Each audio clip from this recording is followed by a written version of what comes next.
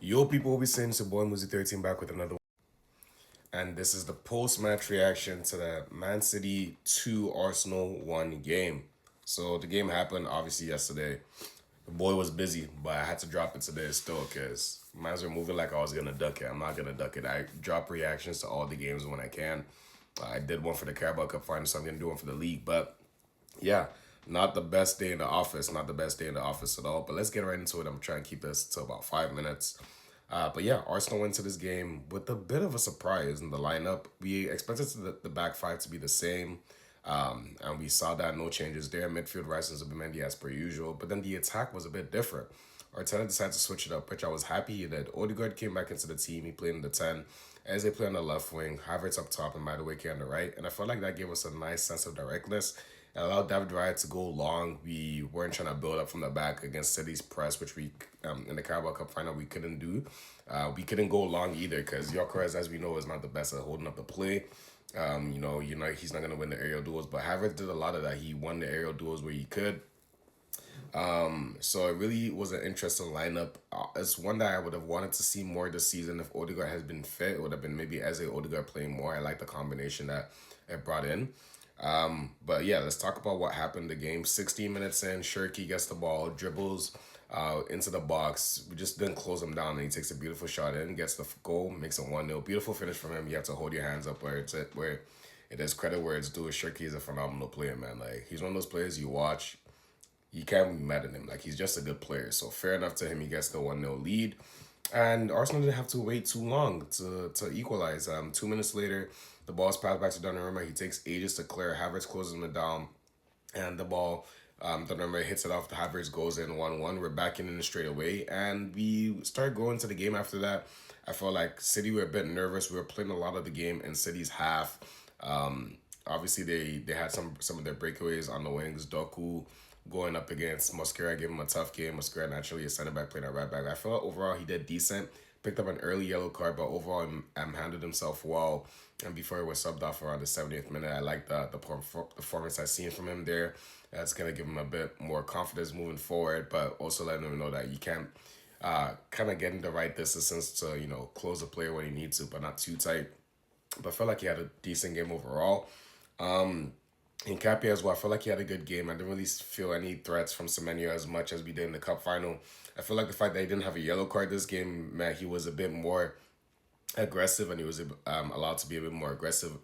When there was the cup final, he maybe because he picked up that early yellow, he felt a bit restricted. So it was good to see him, have a better game.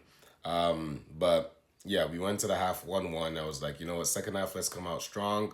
Arteta made some early changes as well. Madueke came off at halftime for Martinelli. I thought that was a good change, to be honest, because I felt like it will give us a bit more directness. He could help double up with Mascara, and he helped. He helped a bit, but man, that goal that Man City end up scoring where O'Reilly's allowed to drive through the midfield and no one picks him up, it's Martinelli. He's sleeping. He doesn't pick up the O'Reilly run where he inverts it and he runs in, and it ultimately cost us because Doku gets the ball on the other side, runs in. The ball is shot, deflected into the box. Haaland reacts quickly, holds off Gabriel, scores, makes it 2-1. And yeah, Man City held out to win the game 2-1. But even before Man City took that second goal lead, we had chances, man. We should have put him away. We were very unfortunate with that Eze chance that hit the post.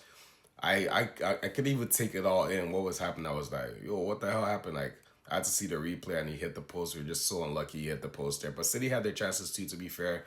And another day, this game ends 2-2 and you just keep a step in.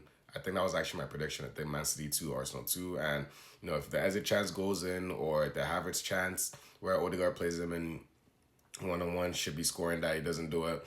Or even the last minute chance in the 95th minute where it's a cross into the box, he heads it over the bar. Any one of those chances go in, we leave this game 2-2. So I like the attacking intent we saw in this game. I feel like maybe we should have seen that earlier on the season, like going more at teams.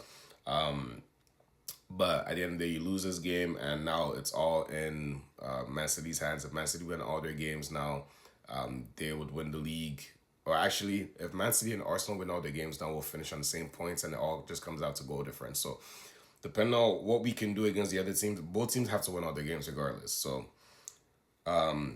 yeah, if you look at the next few games for Arsenal, we have Newcastle at home, Fulham at home, West Ham away, Burnley at home, and Crystal Palace away. Those are games you expect them all to win. Like, we should be winning those games. Man City have a chance to go top of the table if they beat Burnley, but they also have Everton, Brentford, Bournemouth, Crystal Palace, and Aston Villa. Now, I don't know, call me biased or you want, but if I was looking at a set of fixtures, I'd say Man City have a harder set of fixtures to face, and it's gonna come down to a shootout right now. So, if both teams win all their games, it's gonna come down to goal difference. Well, you expect Man City to boost up that goal difference by playing Burnley, but in games after that, when they're playing the likes of Everton, Brentford, Bournemouth, Aston Villa, those games are not going to be opportunities for you to really go crazy in your goal difference. So it just comes out to a shootout now. That's a Arsenal lock in. Do what you can, and this league is not lost yet. It's not lost yet. It was a psychological blow today, but it's up unto the players to respond back. Win all your 5 games and see what happens. But yeah, advantage City at the end of this game. We'll see how the season plays out, but I'm not giving up yet. The season's not done. 5 more games to go in the Premier League, 3 more potential games to go in the Champions League. Far from over. But it's been your boy Muzi13. Make sure you guys like, comment, subscribe. We'll see what happens. Stay tuned. I'm gonna react, preview all the games as I usually do on my channel. I'm out. Peace.